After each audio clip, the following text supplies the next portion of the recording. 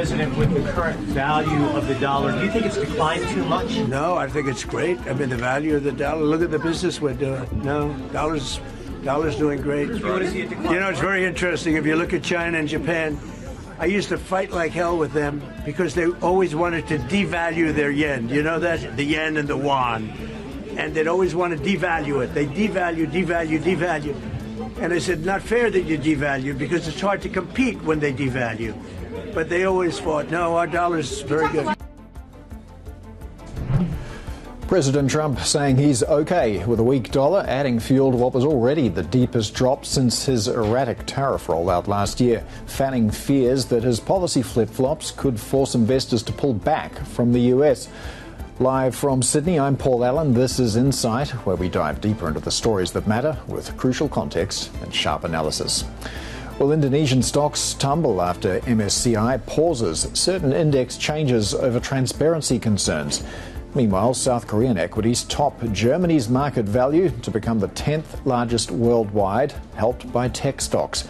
As India and the EU sign what they call the mother of all deals, we examine the winners and losers on both sides. The CFO of India's largest steelmaker, JSW, also joins us to explain how the deal with the EU will affect business. And we hear from India's oil minister too, who says imports of Russian oil should continue to decline as talks with the US progress on lowering Trump's 50% tariff. And I'm Menaka Doshi, live at India Energy Week in Goa.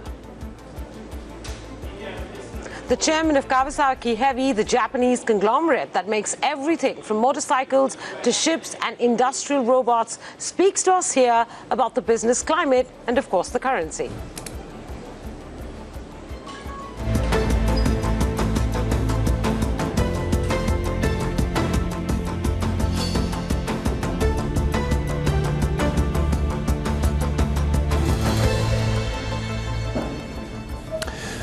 Here's a quick look at the markets, Asian markets, weighing the outlook for the dollar, which touched a 2022 low overnight after President Trump brushed off concerns over the recent run of weakness in the greenback.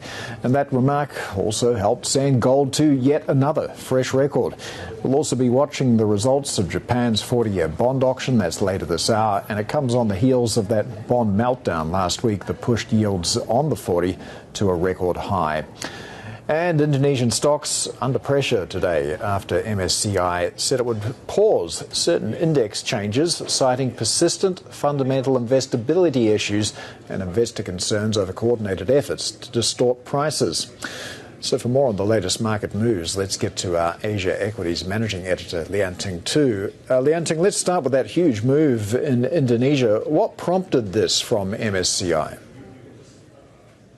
Yeah, it was really a bit of a shocking announcement from MSCI. The most shocking element was the prospect of potentially downgrading Indonesia's stock market to frontier market status because of the lack of transparency and also investors highlighting the investability in the Indonesian market. So the overall background to this was that Indonesia's stock market has long been hurt by the very huge concentration of shareholdings. Quite a large number of stocks are held by a number of very wealthy individuals, and that has made the market more prone to manipulation or large stock market swings. And that has made MSCI a bit impatient related to this matter. It has raised that prospect to Indonesia before, and now with this latest announcement by freezing all the changes, index-related changes on Indonesia companies, including additions and deletions, that is just to give Indonesia companies a bit more time, specifically until May, to make certain changes. And if by then MSCI is still not happy with their changes related to free float, and then some kind of further actions may be taken. Yeah, well, of course, the big macro pressure today coming from that much weaker US dollar. The president seems quite relaxed about it. Where's the floor for the greenback now?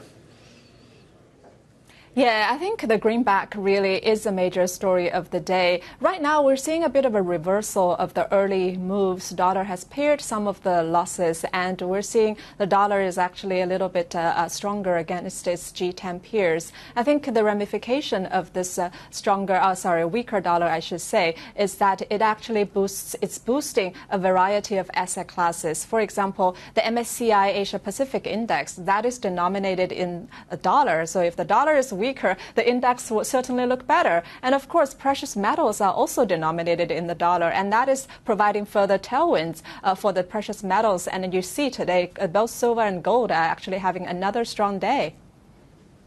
Yeah, we've got another fresh record for gold, to your point, above 5,200 an ounce now. It feels like, well, it was only a few days ago that Goldman upped its forecast to 5,400. Do you think we're going to see a new set of forecasts coming in for gold, or surely we're getting near the top now? Yeah, I think the momentum is still very much strong, with a lot of tailwinds still building. I think the latest is Tether news this morning about them building, basically trying to become another central bank with a lot of gold reserves. I think the number we're reporting is $23 billion of gold reserves that it has accumulated. But in the meantime, gold and silver are really the talk of town among all retail investors. You know, our reporters have been, bombarded with questions from their sources about whether this is still time to buy gold or silver. And if you look at some of those ETFs, the silver ETF traded in onshore China now is being suspended with warning that there is a price distortion in that market. So there is still a lot of pent-up demand from retail investors chasing that rally. Of course, central banks are still diversifying, away from the dollar assets now with the weaker dollar and into some kind of hard assets. And there's not a lot of hard assets out there, and silver and gold still very much top of mind for central banks. All right, Asia Equities Managing Editor Lian Ting Tu there.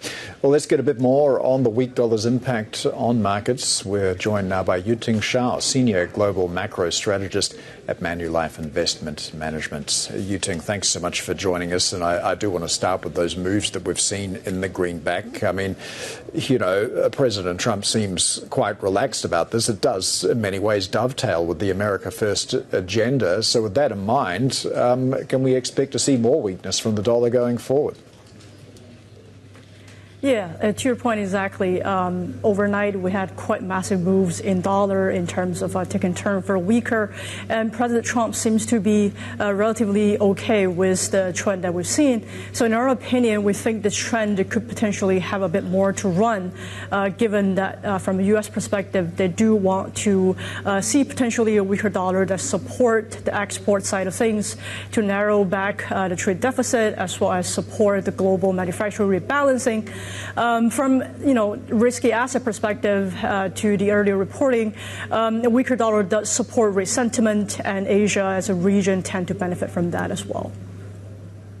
Which currencies specifically are likely to be beneficiaries of this trade at the moment? I mean, we're seeing what appears to be sustained strength for the yen at the moment. That's relatively speaking at around 152. But the euro's looking quite strong as well. What other currencies are you watching? Yeah, to your point, the yen strength we've seen over the past few days, along with euro. In our opinion, for Asia region as a whole, FX performance for quite a while has been under pressure. And now that we do see dollar turning weaker, regional currency, including the Wang, renminbi, as well as the yen, could potentially see more upside. So we've got the dollar spot index at levels not seen since about 2022 now, notwithstanding a little bit of strength today. Do you think we're starting to see a structural shift here towards local currency bond markets in Asia that I think you've been talking about for some time? Yeah, in our opinion, local currency, that in terms of the beneficiary of the relatively loose global liquidity, very good risk sentiment is still overrated in our opinion. And of course, the overall dollar trend that we've seen so far this year, alongside the Fed continued easing expectation, in our opinion, also bode well for that as well.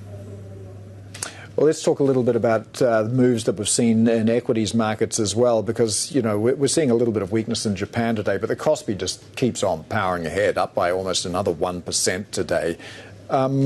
This is despite threats that we've had from President Trump, albeit on Truth Social, about more tariffs for South Korea. Are you a believer in this taco trade? Do you see the Kospi pushing even higher from here? So in our opinion, what we've seen in the Kospi is definitely part of the value up corporate reform beneficiary, but also in terms of the overall AI theme is continue to drive inflows into the Korean equities market, alongside a still very resilient backdrop in terms of exports and so on. We do still have an overweight view over the medium term for Kospi, but considering how much move it has had over the past months or so, there could be some near-term adjustments. Yeah, I mean, superlatives abound when we're talking about South Korea these days. I think the Kospi is now above Germany's market cap.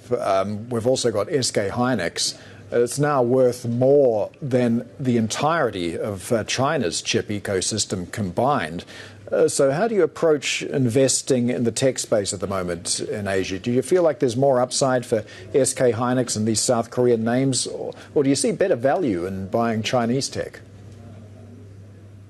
So in our opinion, the overall tech sector is still very much front and center, and we do continue to like the overall AI theme-related stocks. But in our opinion, you know, of course, we are having this quite a bit of earnings coming up of various tech companies, and that to us is something that's really worth paying close attention to, given how much AI capex have been done and it's been announced over the next 1 to 2 years. So whether we will see broadening out of these investments and whether we have, AI applications and monetizations to really justify for the investment and very high valuation is something that I think market will pay very close attention to. Yeah, we do have a lot of big tech earnings coming out this week, to your point. We'll be hearing from Apple, Microsoft, Tesla, and many others besides. Which of these names are you watching? What are you looking for? So like I mentioned, a lot of these hyperscalers have had a lot of capex when it comes to their AI spending. And of course, a lot have been announced over the next 1 to 2 years.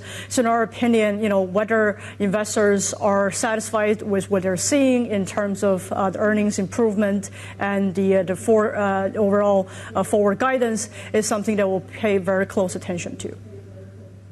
Yeah, I mean, the CapEx story is an exciting one. It's been driving a lot of enthusiasm for this sector. But where do you sit on the profitability of AI going forward? Are you seeing enough in that regard? Yeah, I think in terms of profitability, it is slowly coming in, and I think this upcoming quarter of earnings will give us more clues on that. Like I mentioned, in terms of the valuation perspective, it's already been quite high, and we do need profitability to come in to really justify for a sustainable trend of outperformance going forward. Do you count yourself among those who are a little bit concerned about some of the circular deal making that you see going on in this space? Yes, in our opinion, the circular nature of a lot of these investments does risk concentration risk to some extent, but the overall broad support on the AI theme, including the very resilient global macro backdrop, as well as loose liquidity, and of course still very elevated risk sentiment, all bodes well for at least the near term, in our opinion. Well, you're also quite bullish on Taiwan and its role in the AI ecosystem. But how contingent is that optimism on geopolitical stability in the Taiwan Strait? So I think geopolitics overall, in our opinion, will likely to be high on investors' radar for not only the near future, but also for this year as well. In terms of navigating through those uncertainties, in our opinion, that really calls for very much flexibility when it comes to investor allocations and also really diversifications as well. You do see commodities rally as a result of higher potential risk being priced in on the geopolitics side. And I think in terms of navigating through those areas, more flexibility in allocation and more diversification is really important.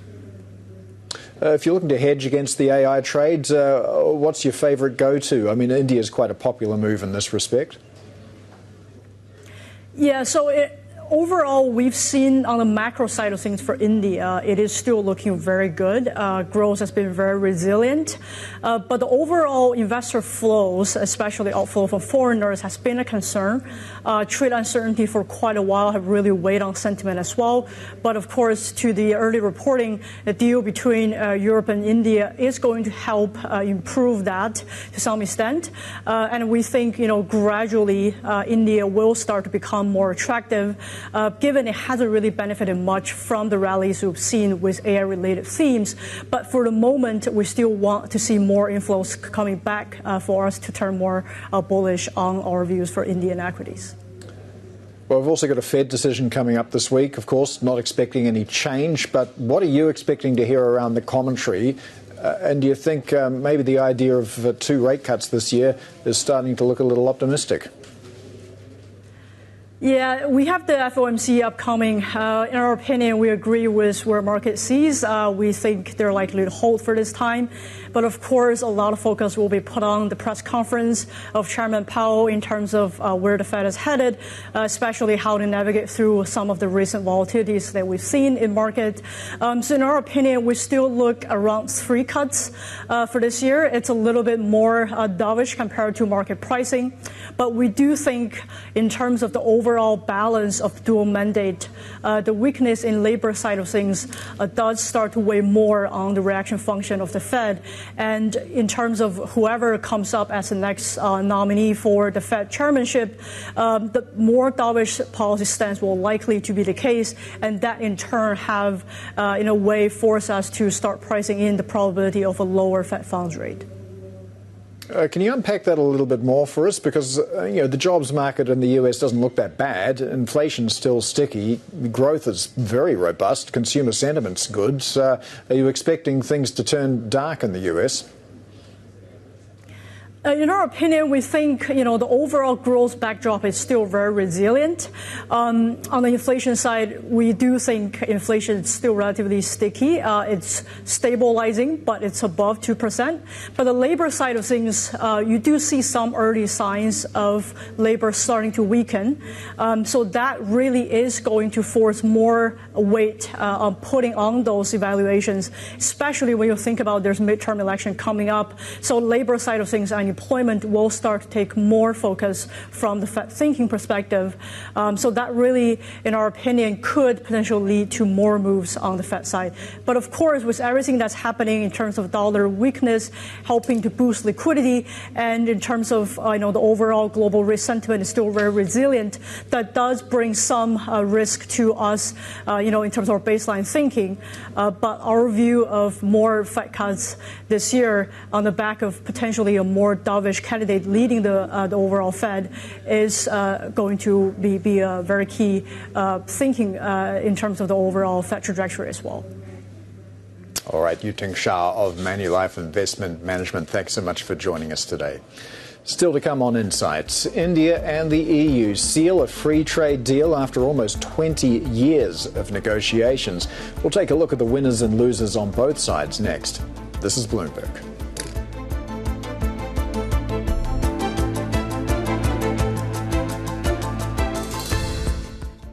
We delivered the mother of all deals. We're creating a market of 2 billion people. And this is the tale of 2 giants.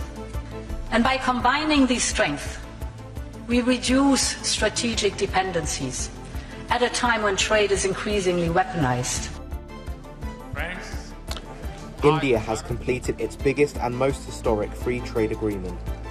This historic agreement will make it easier for our farmers and small businesses to reach the European markets. It's European Commission President Ursula von der Leyen and Indian Prime Minister Narendra Modi on the EU's trade deal with India. which has been sealed after nearly 2 decades of negotiations. For more on the outlook for EU and India trade ties, let's get to New Delhi and bring in India government reporter Sudhi Ranjan Sen. So Sudhi, great to finally clinch this deal after so long, but with all these things, no one's ever entirely happy. Who are the winners and the losers here?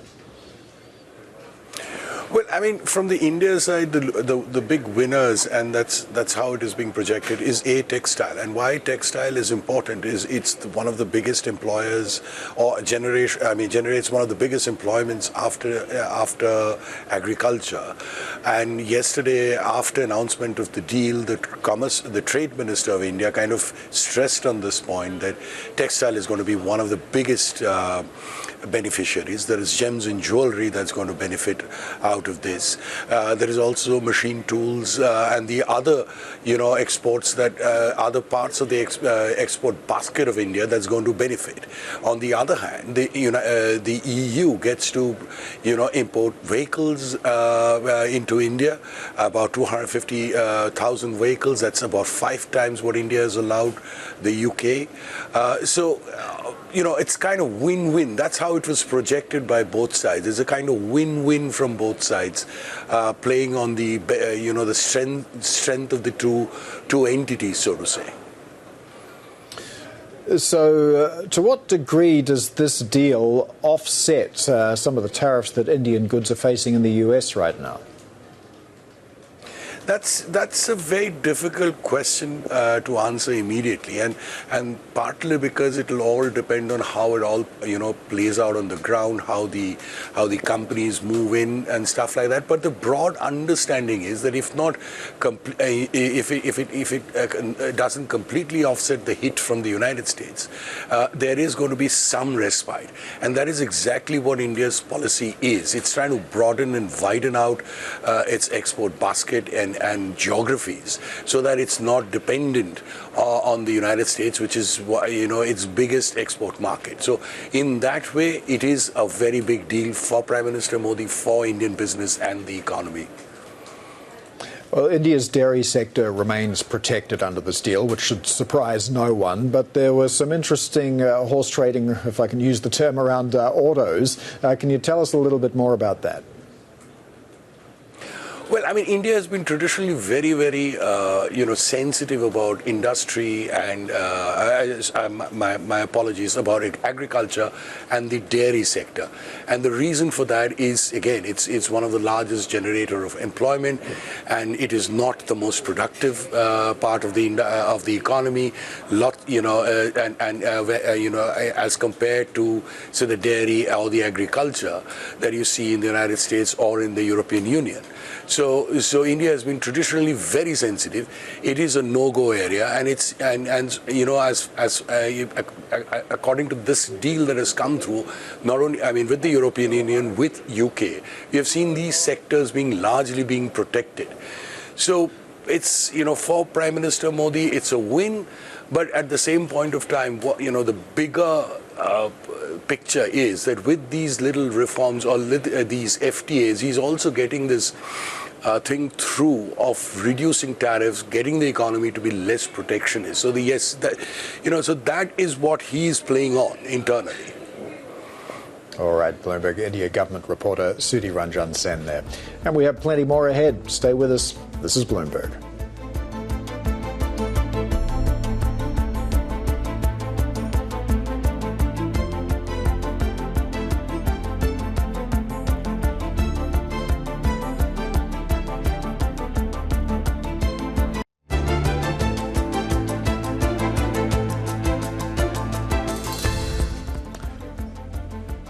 Welcome back. You're watching Insight. Here's a quick look at where markets stand as mainland Chinese markets head to lunch and Japan comes back online. It's a bit of a mixed picture. We're seeing a little bit of weakness in Japanese equities. We're off about 0.5%. We are waiting on the results of that 40-year bond auction, which we'll bring you as soon as we get it. Broadly speaking, it's a US dollar story today. We're seeing ongoing weakness for the greenback, the yen being one of the chief beneficiaries as well, and that's helping to weigh on Japanese equities. But take a look at Indonesia, second from the right on the top row there. The JCI now off 6.5%. Now, this is after MSCI raised concerns over tightly held ownership of listed firms in Indonesia. Might lead to a reduction of weighting for Indonesian companies in the MSCI EM index, and even a possible downgrade to frontier market status if Indonesia doesn't make sufficient progress on transparency improvements. The deadline for that is May, so that's weighing on stocks in Indonesia at the moment.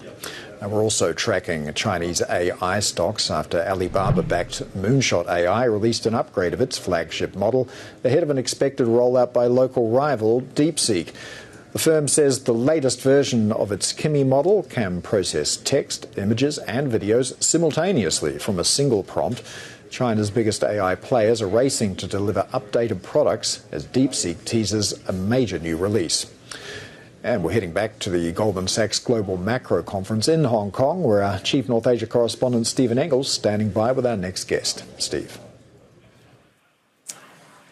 Hey, thanks a lot, Paul. Yeah, actually, it's the author, Dan Wang, of this book, Breakneck, China's Quest to Engineer the Future. Dan Wang, Hoover Institution Research Fellow and author of the aforementioned book. Thanks so much for joining us. It's great to be here. So, obviously, the Chapter 1 really kind of boils it down versus engineering society versus a lawyering society of the United States. Is that as simple as it comes down to? Because these are two nations which have great similarities, but then sort of on divergent paths right now. It's not so simple. It's not so simple. But I think what we need to do is to get beyond these 19th century political science terms like democratic, socialist, capitalist, neoliberal, whatever that means, really to understand these two countries. And so let's have a fun, new, inventive framework, really to try to think about a country that builds and can't stop building and treats society as if it were just a building and debuilding exercise, and the United States, which is so much more concerned with process rather than getting things done anymore.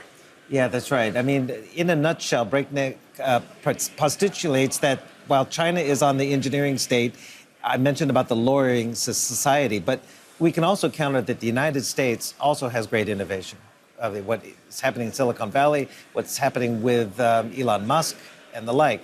So at what point did we see, though, the divergence between the two nations, the bifurcation, if you will, of their self-sufficiency in technology paths? I think the U.S. is still super innovative, and it cannot be denied that the West Coast of the United States is the only region in the world that created several companies worth over several trillions of dollars. And that is pretty remarkable.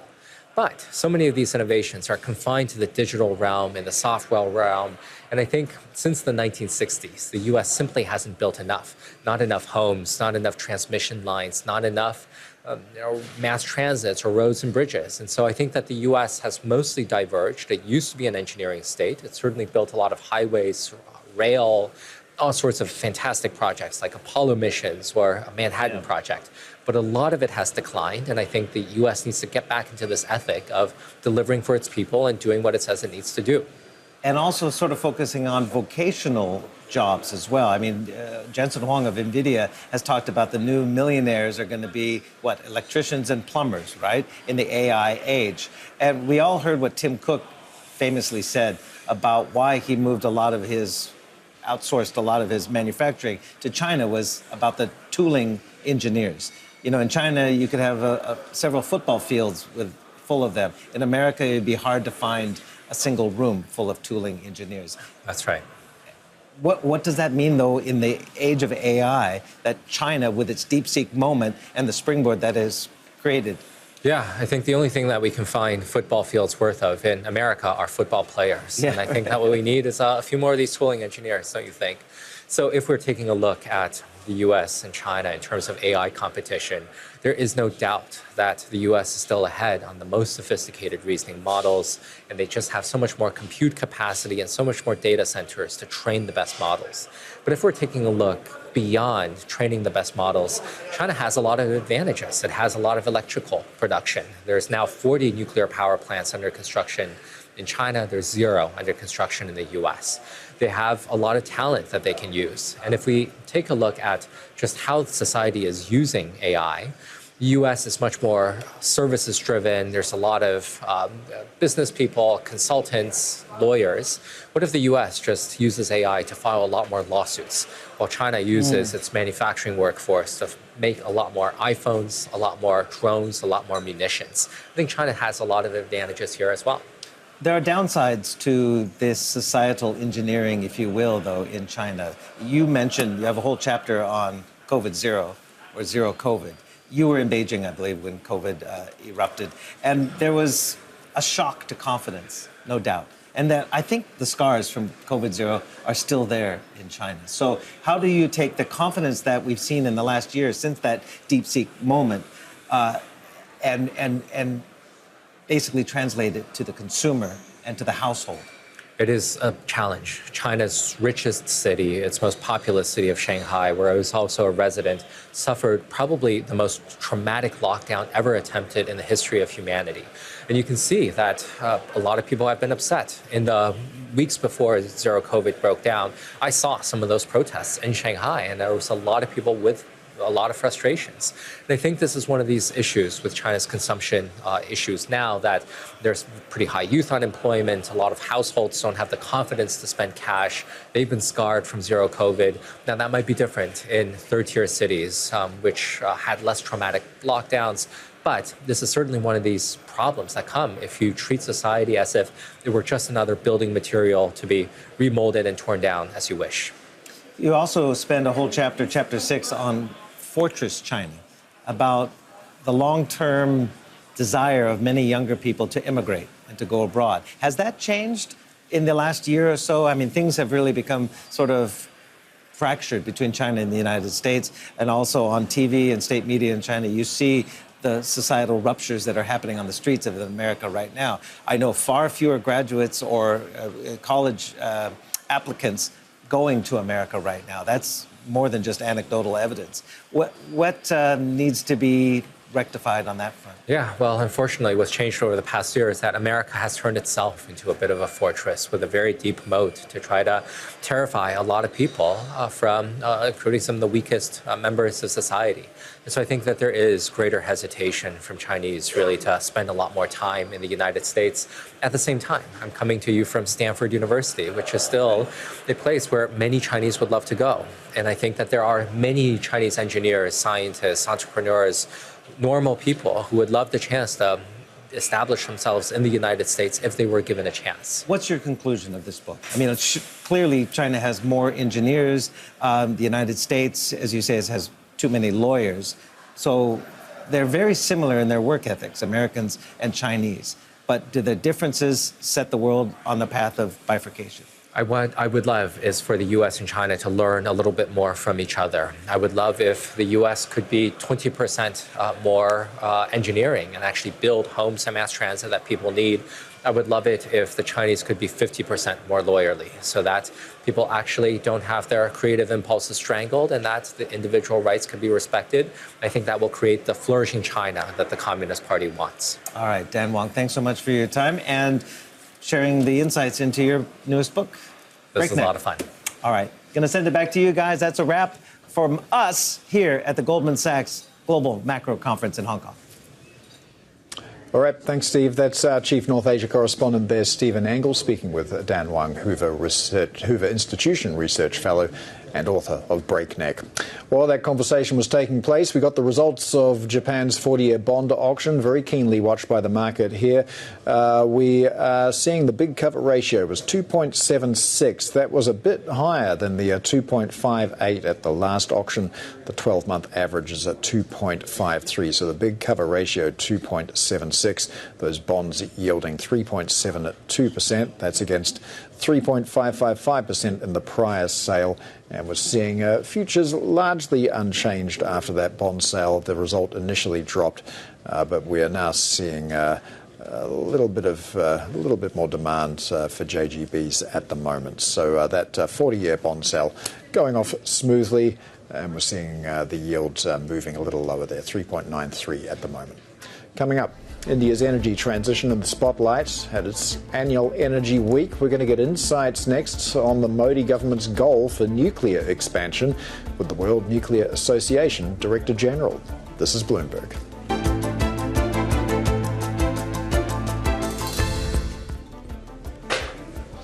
Welcome back. You're watching Insight. Now let's head over to India Energy Week in Goa and Bloomberg's Menika Doshi. And Menika, you've been speaking with India's oil minister on the back of a new agreement with Canada to expand trade in oil and gas. Can you tell us more about that? Yes, hi, Paul. That has been one of the highlights of this India Energy Week, that renewal of energy ties between India and Canada. We saw that first in the Bloomberg story, then followed by a joint statement by both governments. It will, cover the supply of Canadian gas and oil to India and Indian refined products to Canada. It will also cover the collaboration between two countries over renewable energy and critical minerals. In fact, India's oil minister, Hardeep Singh Puri, told me he thought that Canada had the potential to become one of India's top energy partners. But I've had 3 visiting ministerial level delegations. I had Minister Sandhu first, then I had the Premier of British Columbia, and today Minister Hodgson. Yes. And I think we are going to be, I think I can tell you, issuing a statement, joint India-Canadian ministerial statement. We kicked off the first energy dialogue at ministerial level. You will be issuing the statement if it's not been issued already. Sure. So things are moving very fast. Could you give us some more specifics, Minister, in terms of like any numbers you can put to the kind of enhanced energy trade we might see between the two countries? I can tell you that I'm reluctant to speculate on numbers. Or I can tell you. Not speculate. You've had 3 visits, so you would have worked out some framework. So I don't know where it will reach. It will reach N million barrels or so. So I don't. What I can tell you is the Canadians, we already have an investment there. IOCL has an investment there, and they are building 6 liquefaction plants in British Columbia. We are hoping that we'll be able to get some natural gas coming in from there. Okay? And we have that. We have any quantity, any initial conversation on a conversation is taking place as we speak. Okay. They are taking place as we speak. And the other thing is that, as a minister, by definition, I don't get into contracts and quantity. Sure, I understand. When people ask me how much you buy from a source, I say they don't. To you, they do that because they have publicly listed companies. How significant a supplier or source of energy will Canada become for India? I think it could be quite large. Can you put any ranking size number to it? I can't put rank and file because it's a very dynamic, changing situation. Let me give you an example. Today, we are the largest off-taker, if I can use a word somewhat inappropriately, of natural gas from the UAE. We are also of cylinder gas from the UAE. Some time ago, we only had a natural gas contract with the I think with the Qataris, we had a 10-year agreement. Our next 10-year agreement is starting in 2028. We have got cylinder gas. We used to buy only from the Saudis. We started buying from the Qataris, from the Emirates. We just signed on with UAE. US.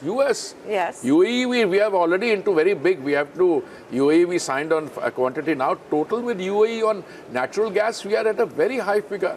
So these things move very quickly. All right. And Canada, I think, has the potential to be among the top ones. There is that potential. So amongst the top 5? Yes, absolutely. But in fact, some might say that it is a buyer's market. So I was quite curious as to why you would... Even if I think that, sometimes I don't say it. But because so do you think this is a buyer's market? There is an element of buyer's market, yes. I can today very happily decide to switch from him to him and to another supplier. Yes. And by the way, these contracts are done on commercial basis. I mean, you float a tender at the point of importation, where say you want some energy at Vizag, or you want something on the western coast. Say, I need Basra light, for instance, or I need a heavier crude. There's something like 300, 350 varieties and different refineries. And you float a tender, I want a particular country, and whoever responds to the tender with delivery at the point of import, they'll buy from them. Well, that's one tough minister to get any details out of, but we do know that the India-Canada energy partnership will also cover the supply of uranium, potentially. Now, speaking of uranium, nuclear power has been a hot topic here at the India Energy Week. I'm joined by World Nuclear Association Director General Sama Bilbao y León. Thank you very much for joining us, Sama.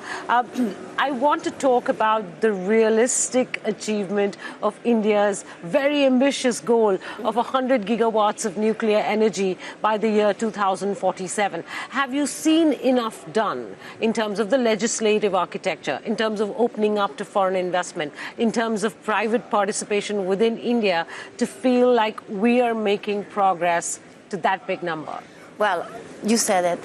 I think that the signing or the approval of the law, the Shanti law, 3-4 weeks ago, clearly that is the biggest signal that we really needed to have from the government of India to indicate that, in fact, India is open for business when it comes to nuclear.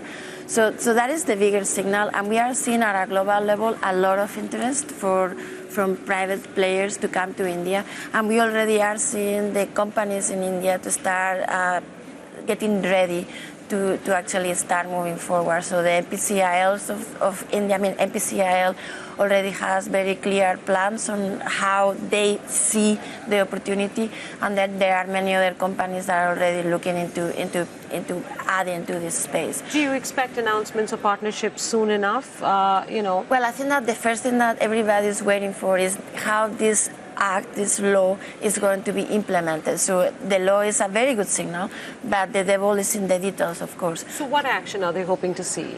Well, so they want to understand exactly how the law is going to be implemented, what would it take to have these partnerships, what are the potential sites, what are the potential options. So they need to understand that. But I will tell you that, we already here in India Energy Week, as you know, we have the nuclear zone where there is lots of activity, lots of interest, and it's because, well, global players want to work with India. What is nuclear. The biggest challenge India is going to face, as it seeks to significantly increase its nuclear power in the mix? You said it. It is a huge, huge ambition to go from 8 gigawatts to 100 gigawatts in, well, less than 25 years, 23 years. Is going to be ambition. So, but it requires is planning, organization, understanding what are the sites, who is doing what, when things are happening. So it's a matter of having a clear plan of action, but it can be done, definitely. Do you see access to finance as a, sort of really difficult point here? I don't think it's going to be a difficult point. Once that you have the government signal of the long-term vision, the financiers tend to understand that the financial risk is diminished because you have a vision. Okay. India is also hoping that, much of this will be achieved through SMRs or small modular reactors.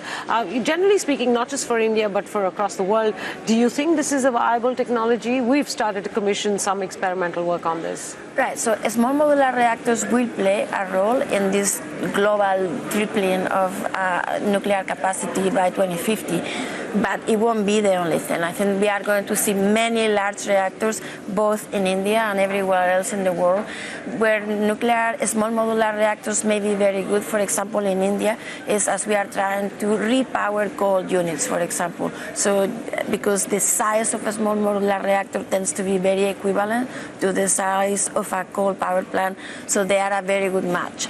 Or when you want to power industrial clusters, they tend to be a very good match. But I think that a bulk of the power that we will see in India and elsewhere is going to be large reactors. All right. At the time that India wants to do this, of course, like you said, there is a global sort of focus right now on nuclear energy, specifically in the technology industry, where the IEA says that hyperscalers and tech companies are themselves funding, I think, up to 20 gigawatts of nuclear power to be able to drive the AI revolution. Do you see these as competing interests? Do you feel like maybe countries like India might not be able to attract the money, the resources, the uranium supply, it needs, because there is such a big rush towards nuclear at this point? Well, I don't think there is a competition between different countries. As you said, the entire world, North America, Europe, Africa, ASEAN countries, Central Asia, the Middle East, everybody understands that nuclear is essential when we are looking into meeting Paris Agreement goals in a manner that is timely, cost-effective and equitable. And then, of course, the current geopolitical complexity, everybody is very interested in energy security, energy independence. And of course, as we are having in India, economic development, prosperity, growth, industrialization needs abundant energy. So this is happening everywhere, it's not just in India. So the global nuclear industry is ramping up, we are stepping up to meet this demand, to meet this ambition. So I don't think that India will compete against anybody else. If you push me, because India is such an experienced country, India already has a powerful nuclear energy industry. I think that we are here in India in a better place than perhaps in other newcomer countries. All right. You speak of this global push towards nuclear energy. You all have put numbers out there in terms of doubling of capacity over the next 2 decades or so. How are companies gearing up in terms of investments, in terms of resources, to meet these requirements? Well, so the finance community is actually quite interested in nuclear energy. So we are seeing a lot of investment. You also mentioned the tech companies, industrial companies. It's not just AI, but the metallurgical industry, oil and gas, chemical industry, many others. They are looking into nuclear industry, in nuclear energy. So those are. They are bringing the finance, they are bringing the interest. So what we really need right now in the Western world is to rebuild capabilities. As you know, it's been maybe 2 decades since we really build nuclear reactors constantly. So this is what we really need right now, from the nuclear industry to rebuild capabilities, rebuild supply chains, rebuild workforce. All right, Sama, thank you so much for your time here on Bloomberg. And that is the Director General of the World Nuclear Association talking about the potential for rebuilding nuclear across the world, but more specifically in India.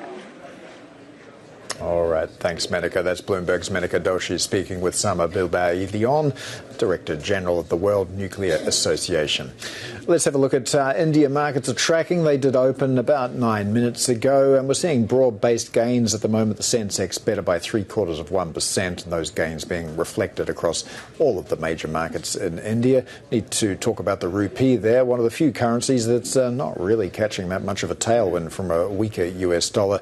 The rupee still looking pretty weak at 91.63, but market sentiment really buoyed by this ceiling after almost 2 decades of a trade deal between India and the EU. That's going to cut tariffs on 99.5% of traded goods over 7 years. Now, I mentioned the US dollar. Let's take a look at how other FXs are tracking in the Asia Pacific as well. The yen holding on to the gains that we saw earlier this week, 152.72. Even the Korean won strengthening a little bit now. Still pretty weak, though, at 1,428. The offshore yuan holding pretty steady there at 693. Quick shout out to the Aussie as well. We had hotter than expected CPI numbers. That puts a rate hike from the RBA firmly on the table next week. Still ahead on Insights, we're going to find out how the EU trade deal is going to impact India's steel sector. We'll be joined by the CFO of JSW Steel, and we'll have more from India Energy Week with Kawasaki Heavy Industries Chairman as well. This is Bloomberg.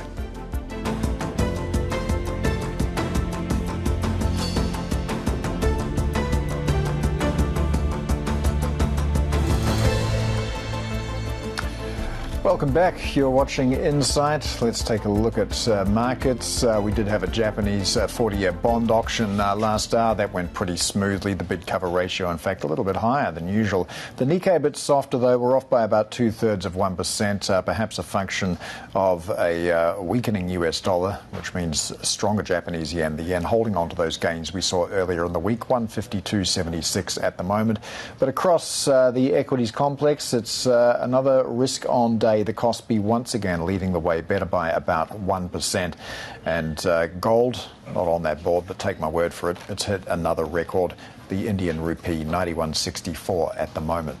Now, we're also tracking moves in Indian auto stocks. This is after New Delhi agreed to give European automakers greater access to the local market. This is all part of that sweeping trade deal. Now, the agreement's going to gradually allow up to 250,000 European-made vehicles into India, with tariff rates on cars and car parts falling over time. So we've got a bit of a mixed picture in the auto space at the moment. Mahindra and Tata both showing gains, a little bit of weakness, though, for Hyundai Motor and Maruti Suzuki as the market digests this.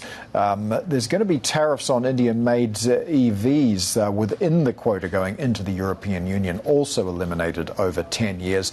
Levies on car parts as well will be slowly phased out over a period of 5 to 10 years. So the market's still digesting this news from the EU-India deal.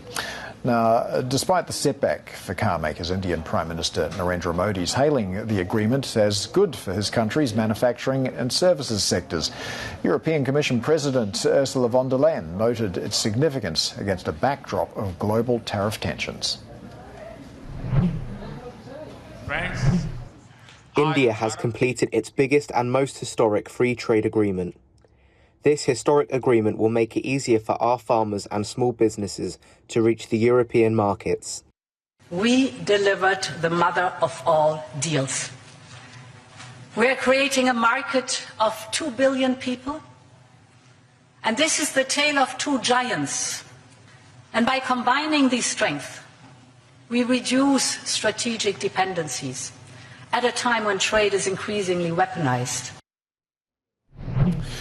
Well, let's bring in Bloomberg India auto reporter Alicia Sachdev now with more on this. So, Alicia, we're seeing a bit of a mixed picture, as I described there, for some of India's big automakers.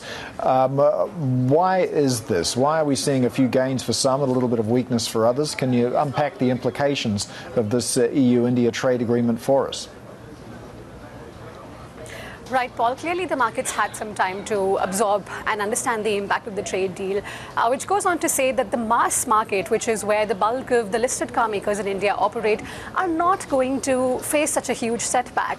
The reason for that is that even at a 30 or a 40% tariff, European-made cars, which will be imported to India, will still struggle to compete with the local-made cars. Having said that, there were immediate reactions to the car makers that the car makers saw in the run-up to the deal. So there was a fair bit of anticipation that the deal may be too aggressive and there could be a flood of imported cars to the market, but that has been taken care of. There are enough guardrails to prevent that. The electric vehicle market, particularly where there were the most concerns, has also been addressed in that there will be no concessions given to Europe-made cars coming into India, at least for the first 5 years from the effective date of the tariffs. So that does provide breathing room for the domestic car makers to grow as well.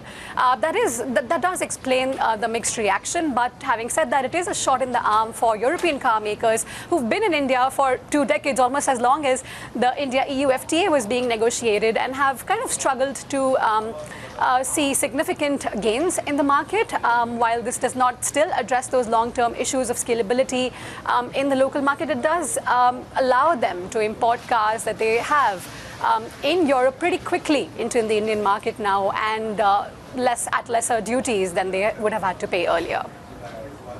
Yeah, so tell us a little bit more about the opportunities for Indian car makers exporting to Europe now, because this deal slowly unfolds over a period of 5 to 10 years, doesn't it?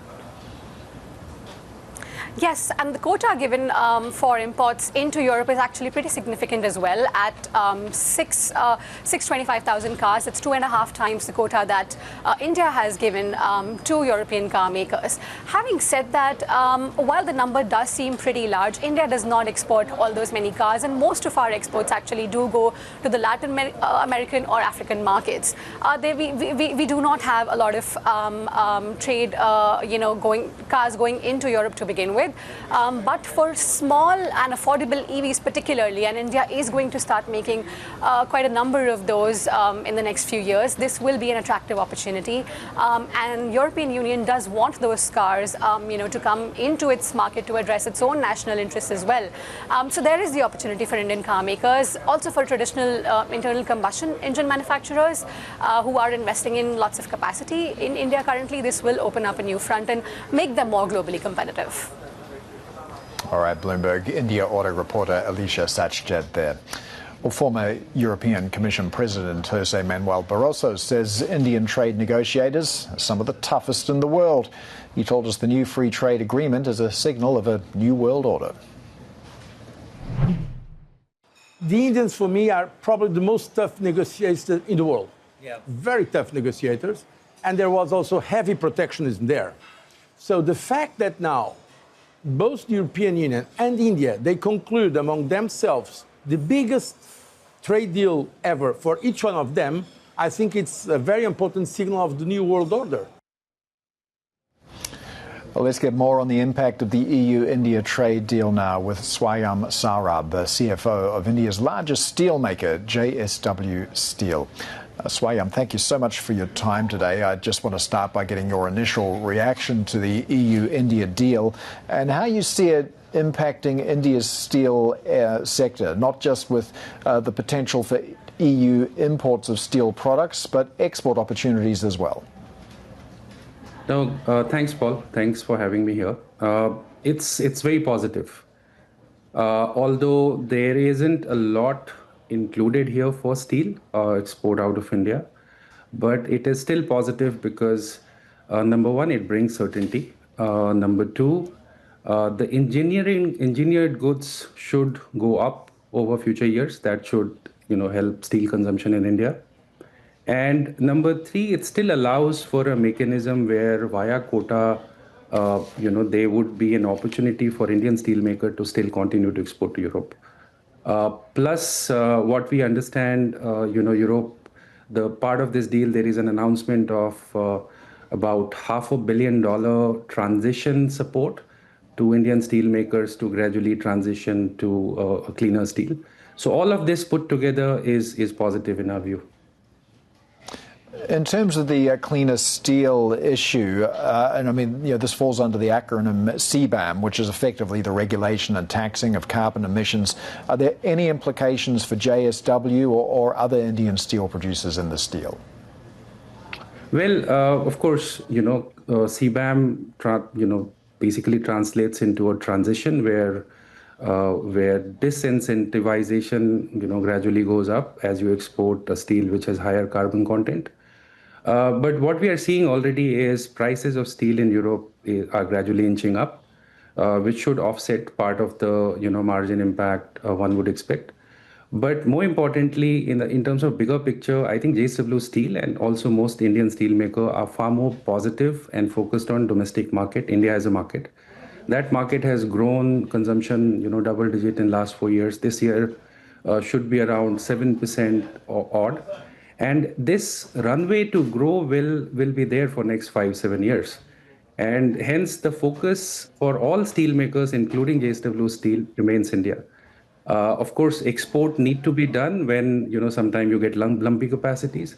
But we believe that despite CBAM impact, the steps which are being taken, including, a low emission steel facility, which we have announced, which is going to be part of our growth plan, will keep us competitive. Yeah, tell us a little bit more about that. What are you exploring around renewable energy, the use of hydrogen as well to lower your carbon footprint? Right. So, we were the first steel maker globally in 2021 to raise a sustainability-linked bond. We are the first one globally. So as we are the largest steel maker in India, we also, consider this as a responsibility. But this need to be done in a very responsible way. Hydrogen as a fuel is going through its own innovation curve at this moment. It's simply not viable. But we think that there are alternates. So, for example, we are exploring a facility, potentially 3 to 4 million ton facility near Mumbai, which will not use hydrogen as a fuel, but use natural gas as a fuel. And it will be, DRI as an input, and it'll be electric arc furnace and fully powered by renewable power. If you add them all up, 2.4 ton of emission, which traditional steel route of BOF produces, will go down to 0.7. And of course, green steel is less than 0.4, but we will be very close. Eventually, when the hydrogen as a fuel becomes more economical, more viable, we will have ability to switch. You mentioned a little bit earlier about export opportunities to the EU, and they're not huge at the moment. India, I think, exports about 4 million tonnes of steel to the EU, and EU steel has a reputation for very good quality as well. Do you see an opportunity to grow that market over time? So for JSW Steel and also Indian players, export is not the first focus. I mean, unlike some of our competitors from South Korea and Japan, even China, where part of the capacity is designed for export, we don't have, any capacity, if I may say, which will not in future will get absorbed by domestic demand. Even in our path to 51 million ton, which we have announced earlier, all of this new capacity will also get absorbed domestically. So while you would have a situation where a new capacity of 5 million coming in and there is a need to export, but we don't think, at least for JSW Steel, any of our capacity is designed for export in long term. Now, you recently released your latest earnings as well. Your CEO said in the earnings call that India's steel demand is projected to grow at a reasonable clip, 7 to 9%. Where is that demand coming from? If you just take a step back, India today consumes about 120 kg of steel per capita. Compare this with the global average, that's about 240. China is an outlier at 600. So point I'm trying to make is this headroom to continue to grow is still very large. And this would come from, primarily infra, but also housing, auto as a sector. We have not seen private capex really kicking off in last 2 years. That should also contribute. Plus rural recovery. I mean, we had a good monsoon last year. We expect, plus, GST, etc., should translate into higher disposable income. That should translate into demand, especially on housing side. And renewable transition. That's another very big area where you will see new steel demand coming. So we are very positive about domestic demand continues to grow at this rate. Domestic steel prices, though, are quite low. Have you been able to increase prices after the implementation of the safeguard duty exemption or extension? And do you have any plans for another price increase? Well, we did. So, end of December, when safeguard duty were finally announced, we could increase prices. Then we again did in January. But that came in a backdrop of prices touching multi-year low during quarter 3, which is October to December quarter. We do think that there is an opportunity to perhaps increase prices further. Also because costs are going up. I mean, coking coal, which was hovering around $200, $210, has now touched 240, 245, largely driven by supply chain disruptions in Australia. But that should translate into perhaps opportunity to increase prices further. And how about the other key ingredient, which is, of course, iron ore? Where are you sourcing that from? And is there a domestic shortage at the moment? India is sort of blessed with very high iron ore reserves. So India do not have large import dependence. Of course, most of the iron ore India has domestically is mid to low grade. Hence, even us, we need to import high grade iron ore in order to blend right. And as new mines are going to come in auction and new supply will be available, we are confident that most of our iron ore demand will be met domestically. Well, you've also announced, the approval of a new 5 million ton steel plant as well in Odisha. Can you tell us a little bit more about the capex of that and the timeline for bringing that project online? Sure. So, this announcement is part of our goal to get to 51 million ton. After BPSL, the joint venture, which was also announced earlier this year, we will lose about 4.5 million ton from our base because that 4.5 million ton goes to a joint venture between JFE and JSW Steel. That means we need to, focus on new projects. The total investment which we have announced is about 31,500 crores, which is phase 1. There will be phase 2 eventually, which will take total, capacity of this facility in Odisha to 10 million ton. And, this is part of our growth plan where we want to, perhaps get to 51 million ton, closer to actually 55 by FY31. And this just builds as part of that. And all of the capacity we are creating, as I mentioned earlier, will, in our view, will be fully absorbed by domestic demand. All right, Swayam Saurabh, CFO of JSW Steel, thanks so much for joining us today. We've got more ahead on Inside as well as investors await tomorrow's policy decision. Former Dallas Fed President Robert Kaplan tells us that the US Central Bank is already holding rates at neutral. Our conversation from the Global Sachs Global Macro Conference is next. This is Bloomberg.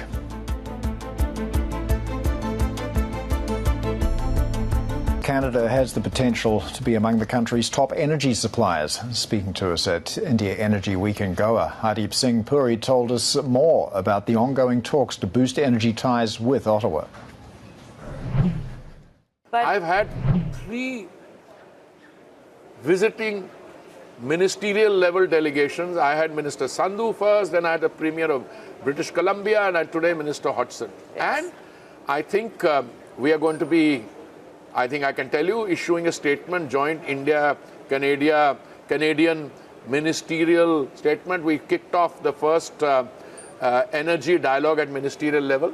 You will be issuing the statement if it's not been issued already. Sure. So things are moving very fast. Could you give us some more specifics, Minister, in terms of like any numbers you can put to the kind of enhanced energy trade we might see between the two countries? I can tell you that I'm reluctant to speculate on numbers. Or I can tell you. Not speculate. You've had 3 visits, so you would have worked out some framework. So I don't know where it will reach. It will reach N million barrels or so. So I don't. What I can tell you is the Canadians, we already have an investment there. IOCL has an investment there, and they are building 6 liquefaction plants in British Columbia. We are hoping that we'll be able to get some natural gas coming in from there. Okay? And we have that. We have scope. Any quantity, any initial conversation on a conversation is taking place as we speak. Okay. They are taking place as we speak. And the other thing is that, you know, as a minister, by definition, I don't get into contracts and quantity. Sure, I understand. When people ask me how much you buy from a source, might have moved I say they don't. To you, They do that because they are publicly listed companies. How significant a supplier or source of energy will Canada become? I think it could be quite large. Can you put any ranking size number to it? I can't put rank and file because it's a very dynamic, changing situation. Let me give you an example.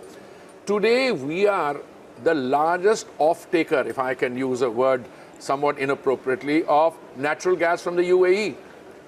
We are also of cylinder gas from the UAE. You know, some time ago, we only had a natural gas contract with the I think with the Qataris, we had a 10-year agreement. Our next 10-year agreement is starting in 2028. We have got cylinder gas we used to buy only from the Saudis. We started buying from the Qataris, from the Emirates. We just signed on with UAE. US. Yes. UAE we have already into very big. We have to UAE. We signed on a quantity now. Total with UAE on natural gas, we are at a very high figure. So these things move very quickly. All right. And Canada, I think, has the potential to be among the top ones. There is that potential. So amongst the top 5? Yes, absolutely. In fact, some might say that it is a buyer's market. So I was quite curious as to why you would... Even if I think that, sometimes I don't say it. But because so do you think this is a buyer's market? There is an element of buyer's market, yes. I can today very happily decide to switch from him to him and to another supplier. Yes. And by the way, these contracts are done on commercial basis. I mean, you float a tender at the point of importation, where say you want some energy at Vizag, or you want something on the western coast. Say, I need Basra Light, for instance, or I need a heavier crude. You know, there's something like 300, 350 varieties and different refineries. And you float a tender, I want a particular country, and whoever responds to the tender with delivery at the point of import, they'll buy from them. It's Indian Oil Minister Hardeep Singh Puri speaking with Bloomberg's Menika Doshi at India Energy Week. Well, President Trump says the US has a big armada headed to the Middle East because of Iran. Trump has previously threatened to attack Iran over its violent crackdown on nationwide protests. He told a rally in Iowa on Tuesday that he hopes Tehran makes a deal. He earlier told a radio show the force being deployed was larger than the one sent to Venezuela. The record-setting cold gripping major US cities is expected to intensify this weekend as electricity grids struggle to cope with unprecedented demand. Forecasters say a fresh wave of polar air from Friday could push temperatures as much as 17 degrees Celsius below normal. A so-called bomb cyclone is also threatening East Coast cities with another round of heavy snow later in the week. Malaysia's government plans to do a cost-benefit analysis of its trade deal with the US, but is warning lawmakers against dropping the accord. The Trade Minister, Johari Abdul Ghani, says the review will focus on the impact on Malaysia's exports and trade surplus. He spoke after President Trump threatened South Korea with increased tariffs for allegedly failing to finalize their trade deal. Texas Governor Greg Abbott has ordered state agencies and public universities to immediately stop new H-1B visa hiring for skilled foreign workers. Abbott says the program has been used in ways that disadvantage American workers. The halt will last through until May 2027, but does not affect the private sector. Let's take a look at our Asia benchmarks are tracking at the moment. We're seeing a little bit of weakness for the Nikkei, off by 0.5%, perhaps a function of an extremely weak US dollar. The market in Indonesia, meanwhile, falling off 7.4% now. This is after MSCI said it would pause certain index changes until regulators address concerns over tightly held ownership of listed firms in Indonesia. Also want to check in on the bond space as well, because that 40-year bond auction in Japan ended up going pretty well. Big cover ratio at the sale rose to 2.76%, so that did calm a lot of nerves around the long end of the Japan's bond market. Still to come, we're going to speak to the chairman of Kawasaki Heavy Industries about their outlook for physical AI and its impact on the robotics business. More from India Energy Week next. There's a little bit of a reposition here. You'll notice stocks in the U.S. are not down. So people are sticking with their risk positions, but I think are probably buying some tail risk protection, hedging the dollar. I think we saw that in the first half of 2025 also. I think it will run its course. It puts an onus on calming down some of the tail risk, and I think that would help this. It was a very illiquid time. I definitely agree with the knee-jerk response on the dollar, but whether it is a major change, it's still a little bit early to say. Some of our guests there reacting to the volatility in the dollar. President Trump's latest comments brushing off the dollar's decline have given markets the green light to further trade on de-dollarization. No, I think it's great. I mean, the value of the dollar, look at the business we're doing. No, I'd want it to be just seek its own level, which is the fair thing to do. You could have it, I could have it go up or go down like a yo-yo. Let's get to Bloomberg's chief Asia FX and race strategist now, Stephen Chews. So, Stephen, the president there saying it's great. In many respects, it does satisfy the America First agenda. So is the dollar going to fall further from here? I mean, I don't have to say anymore. The market can continue to push for the dollar debasement or de-dollarization theme, like people like to call.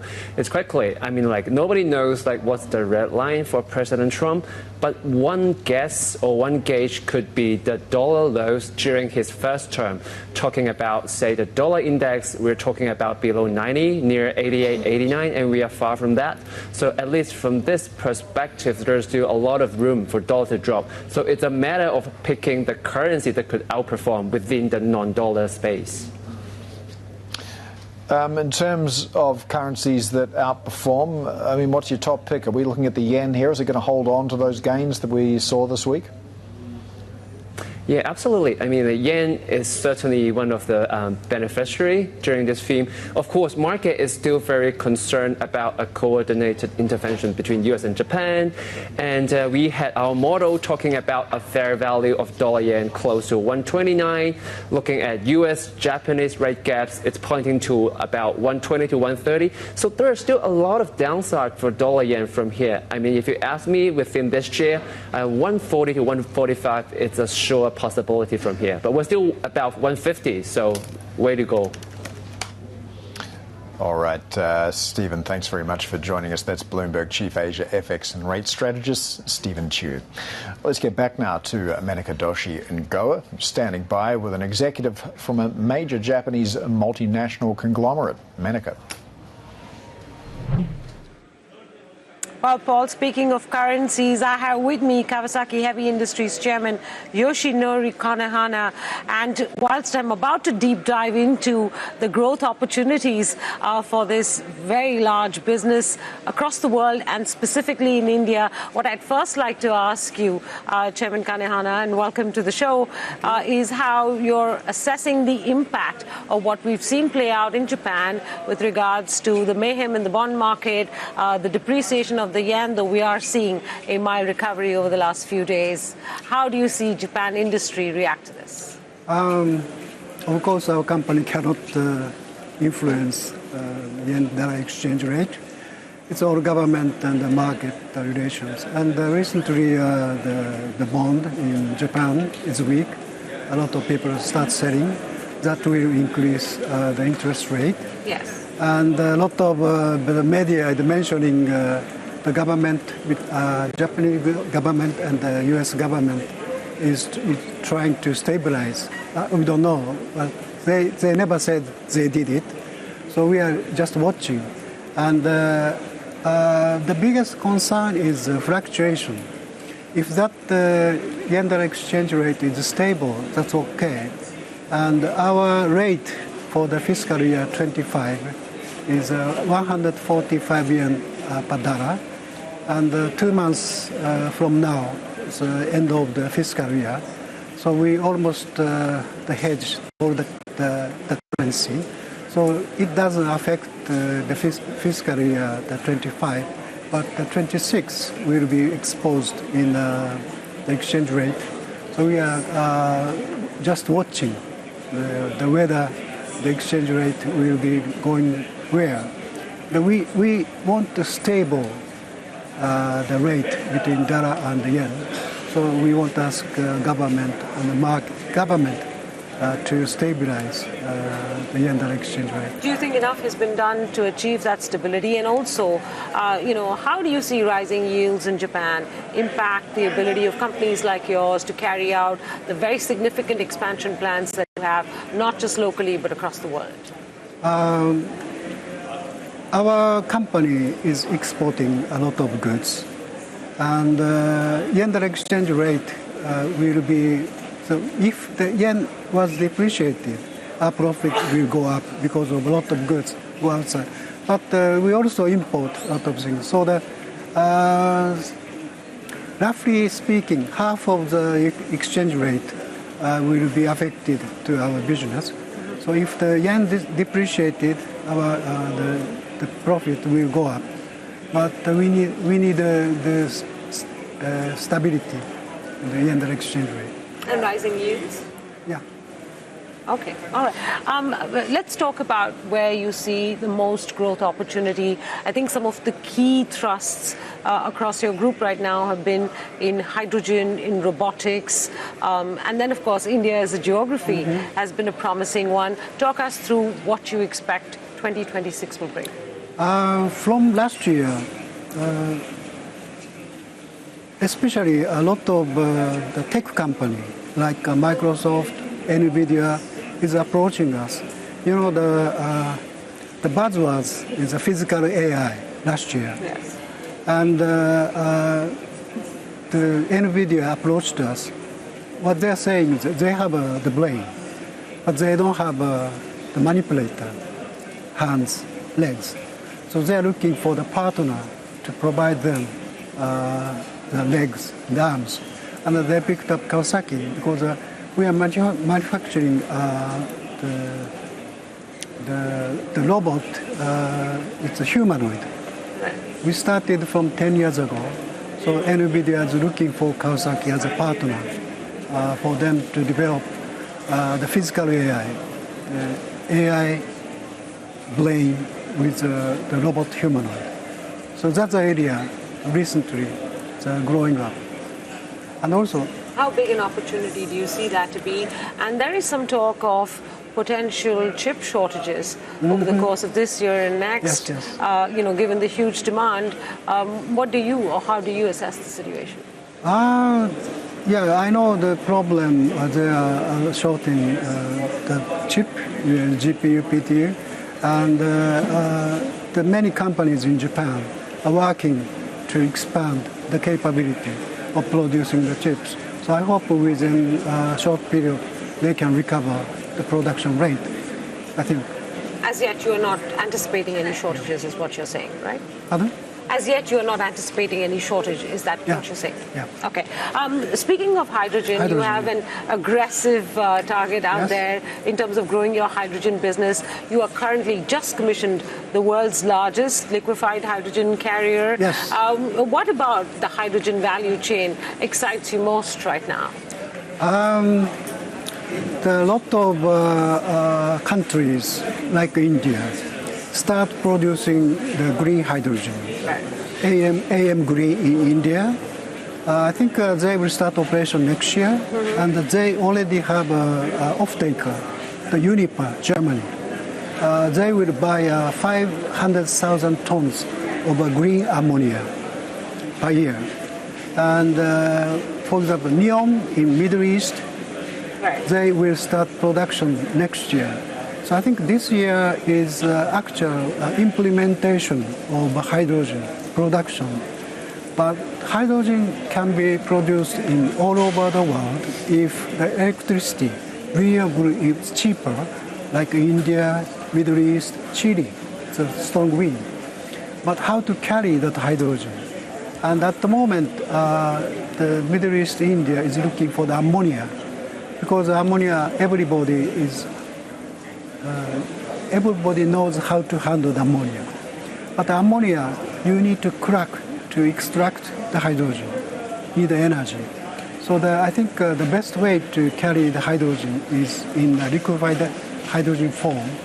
And recently EU issued technical report saying the best carriage of the hydrogen, best carrier is a liquefied hydrogen.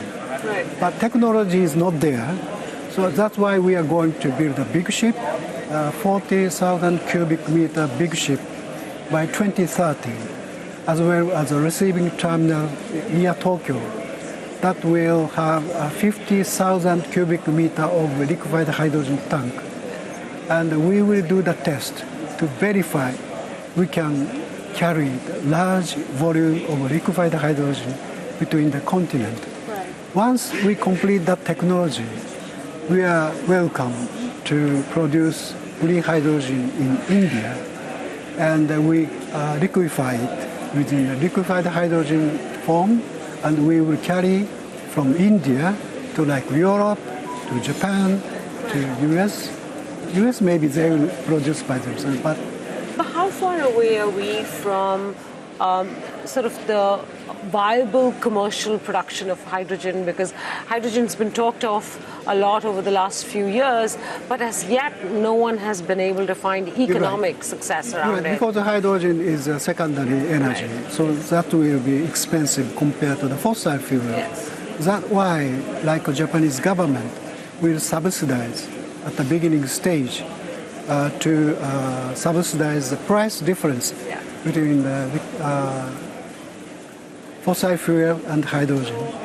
As well, this year, Europe will start CBAM, Carbon Border Adjustment Mechanism. It's already in effect. And Japan will start this year. So the carbon, you must pay if you emit the CO2. It's a penalty. Yes. So the subsidy will reduce the price of the hydrogen, and the penalty will increase the price of the fossil fuel. So you're hoping that will add to the economic viability of hydrogen. Right. One quick question on India before we run out of time, and that is, where do you see the maximum potential for growth across your businesses in India? You said you were one of the smaller players in robotics in India.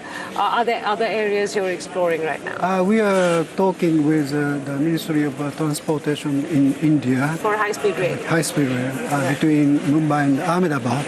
And we and Hitachi, as a consortium, we already bid And we are under discussion with the Ministry of Transportation about the specification, the conditions, price.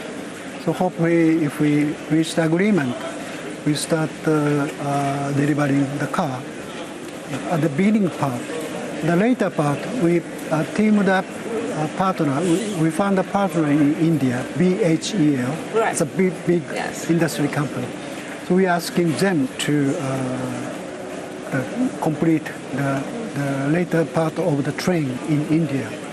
That is a Make in India under the Modi-san's. When do you expect the order to fructify? It's a tough negotiations between Ministry of Transportation and the Japanese government. All right. Chairman Yoshinori Kanehana, thank you very much for joining us. That's the chairman of Kawasaki Heavy Industries talking to us about the growth potential across hydrogen, robotics, and India.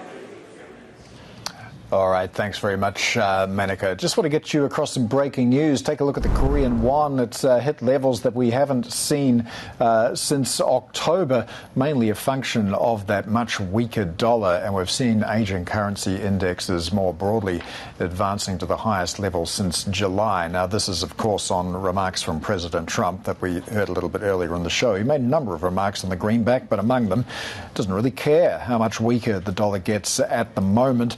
We did see the Korean won appreciate a couple of weeks ago when the US Treasury Secretary Scott Bessent said the recent appreciation in the won wasn't in line with South Korea's economic fundamentals. Well, if you really want to drive the won higher, just say you don't care how much weaker the US dollar gets. That only works if you're the president, however, but we're seeing Asian currencies benefiting from that weak dollar story. Plenty more ahead. This is Bloomberg.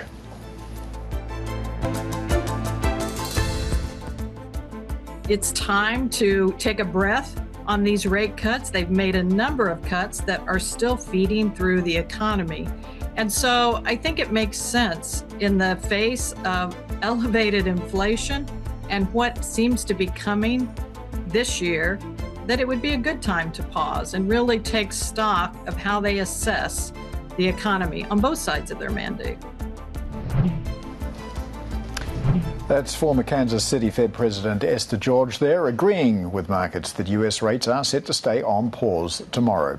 And as investors await the FOMC decision, former Dallas Fed President Robert Kaplan says the US Central Bank is already holding rates at neutral. Kaplan told us policymakers won't move until they see hard evidence that inflation is tamed. Right now is at neutral. What do I mean neutral? We're at 3.5, 3 3/4. The neutral rate is, I think, 3/4 to 1% real, and then another, add the inflation rate, 2 3/4.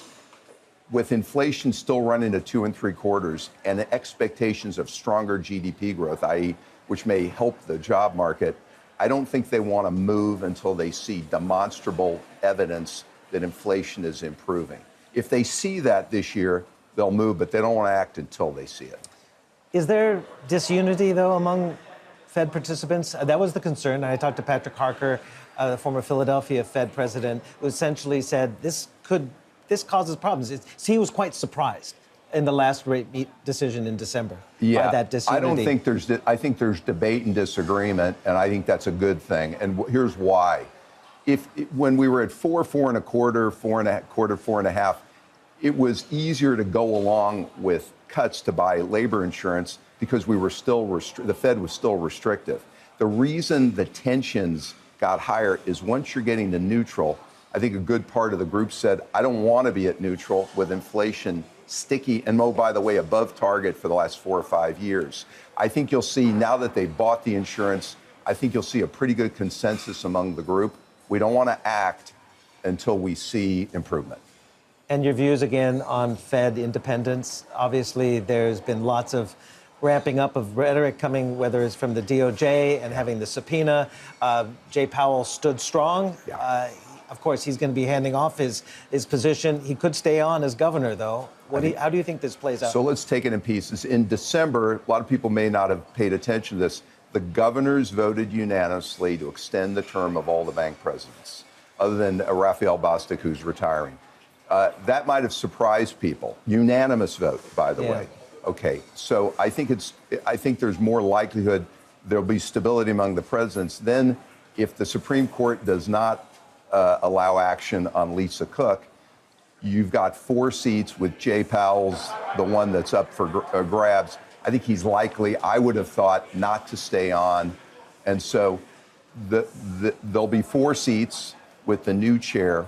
It means the new chair will push regulatory reform, may have more collaboration with the Treasury on the balance sheet, but on the Fed funds rate, he's not going to have 7 votes wired. Yeah. He's going to have to persuade, debate, disagree. I think that's a good thing.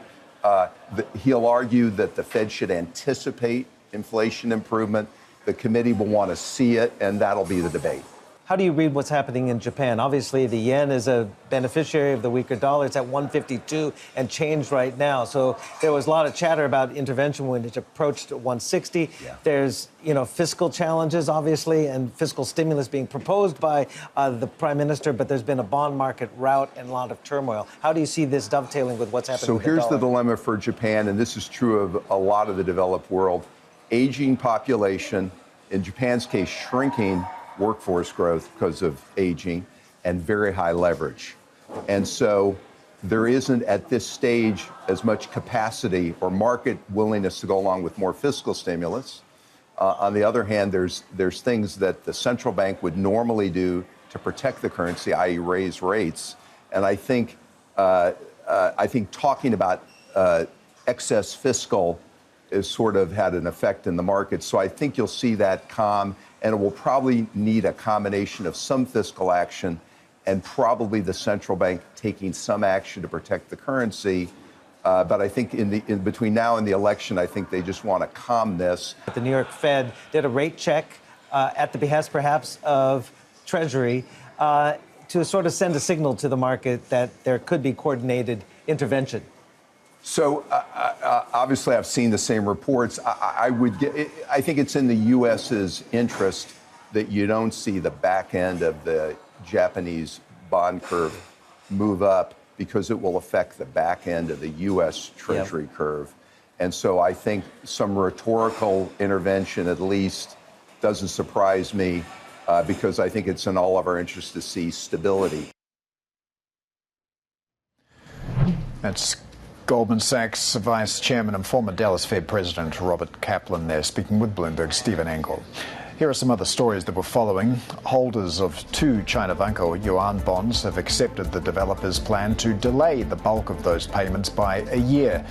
The notes were both originally due last month, but filings show all holders voted in favour of the revised extension plan.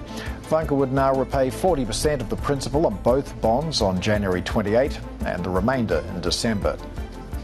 JP Morgan is said to have told its investment bankers to work harder to close the gap with rivals, including Goldman Sachs, on mergers and acquisitions.